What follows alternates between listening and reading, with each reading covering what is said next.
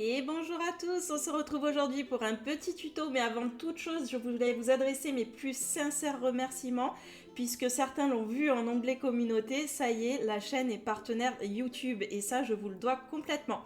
Donc vous allez voir apparaître au bas des vidéos deux petits nouveaux onglets, donc il y a les Super Thanks je crois, alors je sais pas du tout ce que ça implique, je ne connais pas, je débute sur YouTube, et vous avez la possibilité maintenant de soutenir la chaîne par un abonnement donc mensuel sous 3 paliers.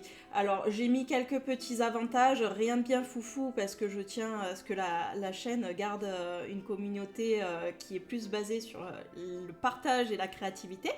Mais globalement je vous laisse aller découvrir tout ça si ça vous intéresse, il y a 2-3 petits avantages. Voilà, parenthèse fermée, on peut se lancer dans notre tuto. Et pour débuter ce joli projet, on va commencer par le listing des produits dont nous aurons besoin, donc essentiellement de l'action. Je suis venue chercher un bloc 30 par 30 de Noël qui nous ont sorti cette année. Pour ma base, ce sera également le papier coloré qu'ils nous proposent et qui se trouve bien souvent au rayon des enfants. De la colle, j'ai découvert celle-ci, elle a 2 embouts, elle est formidable. Je vous mettrai un petit lien Amazon si ça vous intéresse. Honnêtement, elle est topissime pour les grandes surfaces. D'un plioir, d'une règle, de quoi marquer également, et bien entendu mon indispensable dans chaque projet, mon massicot. J'ai fait une présélection dans ce bloc des papiers qui me tentent bien pour ce projet, mais vous verrez, on n'aura pas l'utilité de tout ça, bien entendu. Et pour ma base, enfin pour l'intérieur de ma carte en tout cas, j'ai sélectionné ces jolies rayures qui sont pailletées. Et je vais venir découper un rectangle de 21 cm par 28 cm.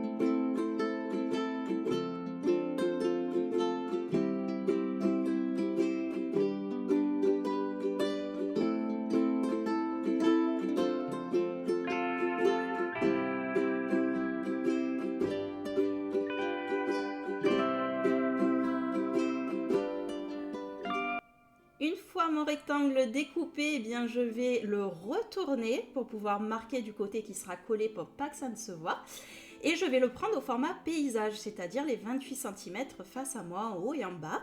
Et tous les 7 cm, je vais venir faire un marquage. Alors pour information, vous pouvez d'ores et déjà plier, puisque je m'en suis rendu compte après, mais ce sera uniquement des zones qui seront pliées à cet endroit-là. Je n'avais pas fait le lien lorsque je l'ai créé pour la première fois, mais là effectivement sur le format paysage, toutes ces lignes vont être pliées dans un sens comme dans l'autre. Donc vous faites un premier marquage ou pli à 7 cm, un deuxième à 14, un troisième à 21 et vous l'aurez compris, vu qu'on est sur un format qui fait 28, sur le côté en tout cas où on est en train de travailler, eh bien il restera 7 cm. Donc vous divisez votre papier en 4 parties de 7 cm.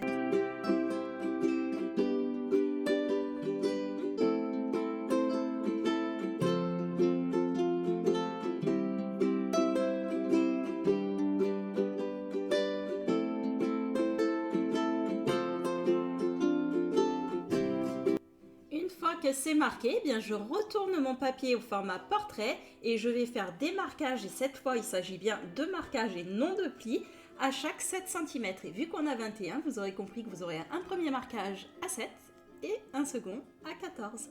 Et ça vous fera 3 parties de 7 cm chacune.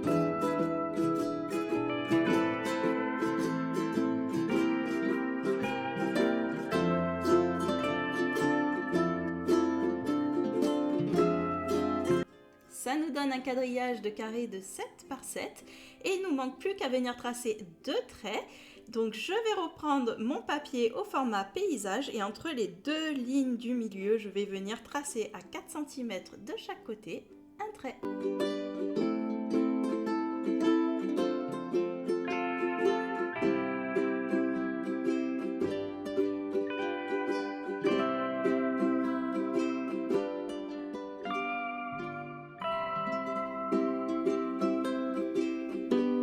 Une fois que mes traits sont tous faits, eh bien on va venir découper les zones que je vous gribouille et je vous remets un petit schéma où les lignes vertes seront à couper. Donc vous mettez un trait de cutter, un trait de massicot, c'est comme vous le souhaitez, ce que vous avez à portée de main, mais c'est les seules zones qu'il va falloir ouvrir.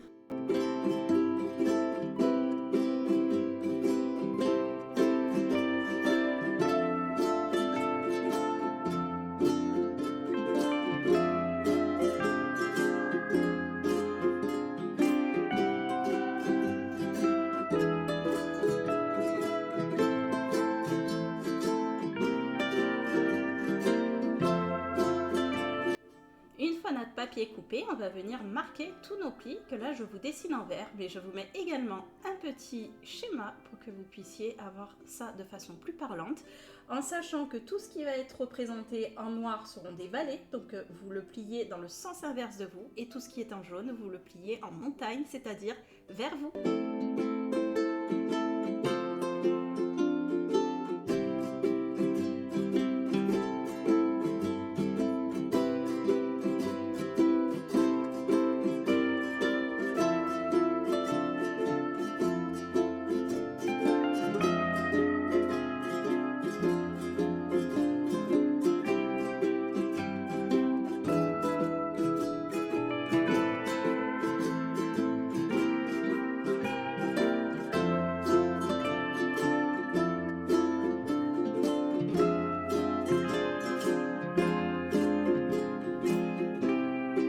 Une fois que j'ai marqué tout le sens de mes plis, eh bien je viens maroufler par-dessus avec mon plioir pour que ça reste bien en place.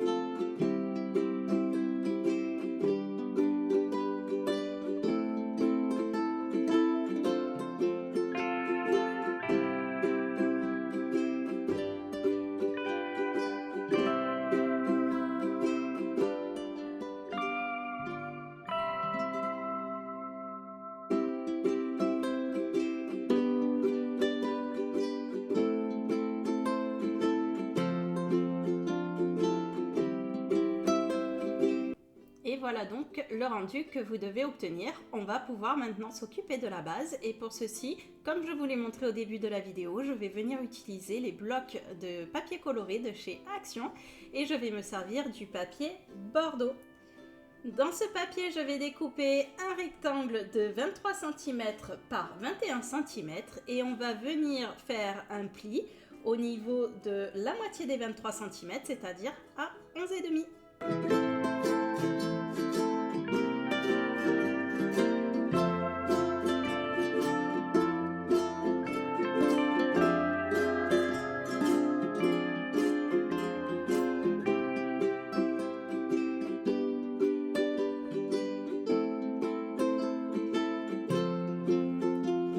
Il ne nous reste plus qu'à coller nos deux parties ensemble, donc je vais me munir de ma fameuse colle avec le gros embout, vous voyez c'est super pratique, vraiment je regrette pas du tout mon achat. Et je viens, vous voyez, mettre que sur cette zone là, hein, donc ça fait un espèce de U. Je vais vous mettre un petit schéma comme ça vous vous tromperez pas. Et une fois que c'est bien encollé, je vais venir la poser directement à l'intérieur de ma carte, sur les côtés, en vérifiant que je suis bien bord à bord. Une fois que c'est bien collé d'un côté, eh bien je fais pareil de l'autre côté et je n'ai simplement qu'à rabattre l'autre côté de ma carte sur ma partie qui sera encollée. Je vous laisse découvrir ça en images.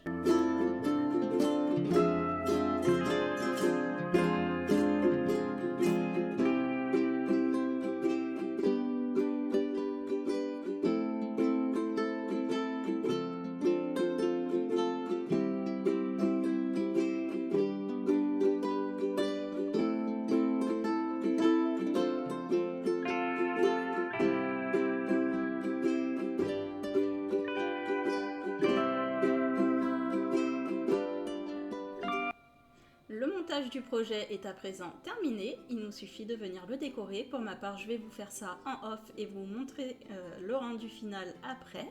Et pour m'aider, je vais utiliser les blocs de chez Action qui nous font également cette année.